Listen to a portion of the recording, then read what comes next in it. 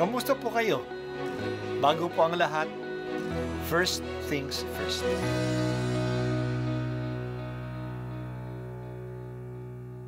Good morning po.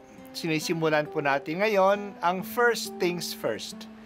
At dito po, tinatalakay natin sa unang bahagi ng umaga natin ay ang first readings na binabasa po sa banal na misa. Ito pong tinatalakay natin kasi madalas po kasi marami na tayong alam tungkol sa gospel readings. Pero konti po ang nagsasalita sa first readings. Pero ang first readings, bahagi din po yan ng Biblia, ng banal na kasulatan. Kaya susubaybayan po natin ang mga first readings, basahin po natin at kuminsan kailangan ng basahin ng 2 o 3 beses bago maintindihan kasi hindi po tayo familiar sa mga istorya at sa mga kaisipan na tinatalakay dito.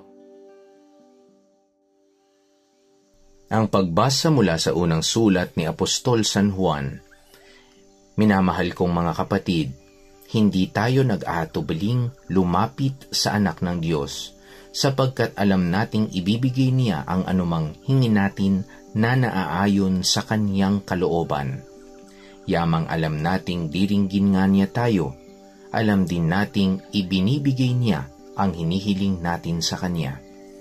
Kung makita ninuman na ang kaniyang kapatid ay gumagawa ng kasalanang di hahantong sa kamatayang espiritual, ipanalangin niya ang kapatid na iyon at ito'y bibigyan ng bagong buhay.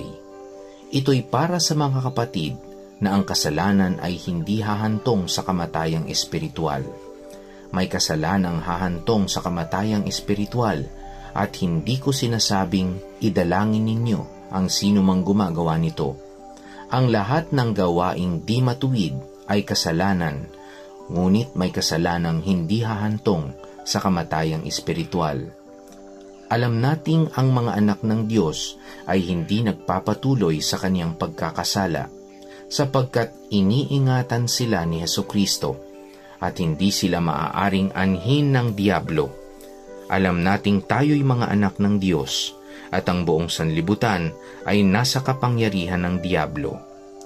At nalalaman nating naparito ang anak ng Diyos at binigyan niya tayo ng pangunawa upang makilala natin ang tunay na Diyos, at tayo'y nasa tunay na Diyos sa kaniyang anak na si Hesukristo.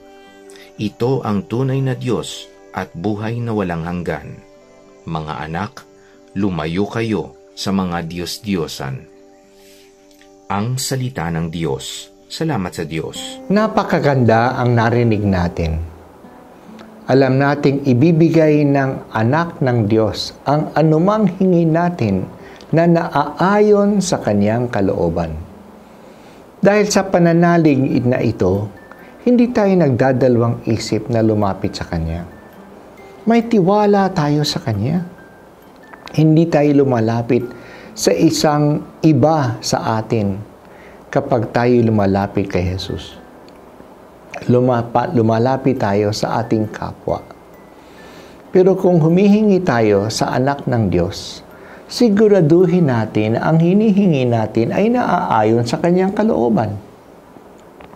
Hindi tayo hihingi ng basta-basta ano, lalo na hindi tayo hihingi ng alam natin na masama. Kaya hangarin natin ang mabuti. Hindi ba sinabi ni Jesus, "Seek first the kingdom of God, and all you need will be given to you." Kung naaayon sa paghahari ng Diyos ang hinihingi natin, ibibigay yan ng Diyos. Sinabi din sa atin na may 2 uri ng kasalanan. Kasalanan na humahantong sa kamatayang spiritual, at kasalanang hindi humahantong sa kamatayang spiritual. Maihahambing natin ito sa sugat sa katawan. May sugat na nagdadala ng kamatayan o nakamamatay, at may sugat na hindi nakamamatay. Ang sugat na hindi nakamamatay ay maaaring gamutin ng sarili, self-medication. Pero sa sugat na nakamamatay, kailangan dalhin agad sa ospital. Ang kasalanang hindi nakamamatay ay kilala natin na venial sin. Ito ay napapatawad sa ating pagdadasal, sa ating pagsasakripisyo, sa ating mga mabubuting gawa. Pero ang kasalanan na kamamatay, ang mortal sin, ito'y kailangan na pagsisisi at dinadala natin sa pari upang ikumpisal. Dahil sa ito ay mortal sin na kamamatay, kaagad natin itong tanggalin, gamutin, kaagad natin itong ikumpisal. Huwag natin itong patagalin sa ating puso. Sikapin din natin na hindi manatili sa kasalanan. Kahit na sa venial sin o kasalanang hindi nakamamatay. Kahit na sabihin natin na maliit lang ang kasalanan na yan ay masama pa rin. At dahil sa masama, yan ay nakakasama sa atin. May hahambing natin ito sa sugat na maliit lang. Hindi nakamamatay, pero masakit pa rin kahit yan ay sugat na maliit at baka pa magka-impeksyon. Magpatawad tayo. Magpasalamat tayo sa banal na kasulatan na ipinauunawa sa atin ang mga bagay na espiritual. Huwag lang natin pansinin ang mga bagay na material.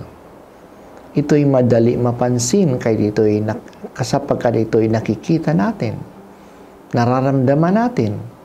Kaya nakikita natin ang sugat, ang dumi ng katawan, ang kakulangan ng pagkain. Pero ang mga bagay ng kaluluwa ay madalas hindi napapansin kasi hindi nga natin ito nakikita. Ang salita ng Diyos sa Biblia ay nagpapaunawa sa atin sa mga ito kasi kahit na ito hindi nakikita, yan ay bahagi pa rin ng ating buhay. Yan ay isang realidad. Sana pakinggan, paniwalaan at unawain natin ang mga espiritual na mga bagay. Ito'y sa ikabubuti natin. Salamat, Jesus, at ikaw ay naparito upang ipaunawa at ipakilala sa amin ang tunay na Diyos at paano kami makalalapit sa Kanya. Salamat sa pagtanggal ng kasalanan na humihiwalay sa amin sa Diyos. Sa tulong ng iyong Espiritu, bigyan mo kami ng lakas na iwasan ang anumang gawain na hindi matuwid, ang anumang kasalanan, kahit na maliit na kasalanan lamang.